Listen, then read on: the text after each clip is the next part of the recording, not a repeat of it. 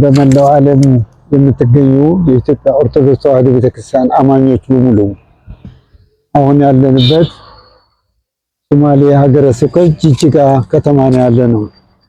ያለንበት ቦታ ደግሞ ጅጅጋ ኪዳነ ምህረት ነው ያለነው። ከዚህ በፊት ቤተክርስቲያኗ የተቃጠለች አሁን ደግሞ በኮሪደር ምክንያት አጥሯ ፈርሶ ብዙ ግንባታ እየተገነባ ነው ያለው። አሁን እያያችሁት ነው ያላችሁ። የገንዘብ እጥረት በብዛት ስላለ በተቻለ መጠን ግን በተከፈተው አካውንት ላይ ገቢ ብታደርጉላቸው በጣም ደስ ይለናል። ለምን ቀን በቀን የኮንስትራክሽን ዕቃ እየጨመረ ስለሚሄድ በጣም ያማረ ስራ እየተሰራ ነው ያለው። በፊት የነበረ ያው ሱቆች ነበሩ፣ እነዚያ ሱቆች ፈርሰዋል። አሁን ቤተክርስቲያኗ በምንም መንቀሳቀሻ ስለሌለ ሁላችን በፊት ትብብር እንዳደረግነው ሁሉ ተባብረን የቅድስት ኪዳነ ምህረትን አጥሯን እንድንጨርስ አደራን የምንለው። ቤተክርስቲያኗ ተሰርታለች፣ አጥሯ ግን ቀርቷል።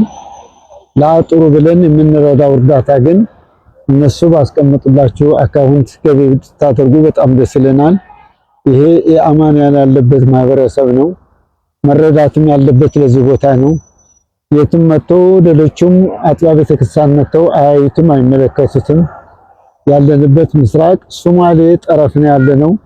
ስለዚህ በተቻላችሁ መጠን በአሜሪካን፣ በካናዳ፣ በአውስትራሊያ፣ በተለያዩ ዓለማት በአረብ ሀገርና በእስራኤል በአውሮፓና በእስያ በተለያዩ ዓለማት ያላችሁ ሁሉ በዚህ ቅድስት የተመረጠች ቅድስት ኪዳነ ምህረት ተራራርተን አጥሯን የቀረ የልማት ስራዋን እንድናከናውን የእግዚአብሔር ፍቃድ እላለሁ።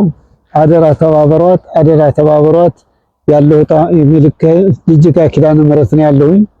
ያው ስትቃጠል እሳት ስትነድ ባያችኋት ደግሞ እንደገና ሆና አጥሯ ደግሞ በኮሪደር ምክንያት ብዙ ስለፈረሰ መልሰን ማጠርና ማስተካከል ስላለብን ተባበሩ እንላለን። እግዚአብሔር ከእናንተ ጋር ይሁን።